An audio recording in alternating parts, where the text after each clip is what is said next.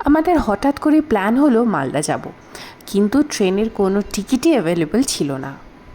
আর তারপর এই দুঃখী মনটা আরও এক্সাইটিং হয়ে গেল যখন লং ড্রাইভে বাড়ি আসবো বলে ঠিক করে ফেললাম।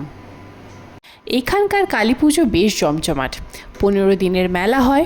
সকলের বাড়িতে তাদের ছেলে মেয়ে আত্মীয় স্বজনেরা আসে। বাড়ি এসেই বেরিয়ে পড়েছিলাম ঠাকুর দেখতে।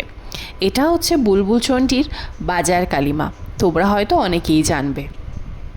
প্রতিদিনই বেশ দূর দূরান্তর থেকে লোকজনেরা আসে এই প্রতিমা দর্শনে। আগের বছর গুনগুন খুব ছোট, তাই এখানে থাকলেও প্রতিমা দর্শন তার করা হয়নি। তাই এটাই বলা বাহুল্য এটাই গুনগুনের প্রথম কালী পুজো।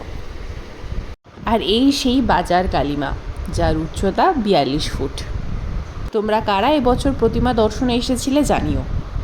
আর যারা ভার্চুয়ালি দেখছো তাদের বলবো তোমরা একবার এখানে এসে ঠাকুর দর্শনটা অবশ্যই করে যাও।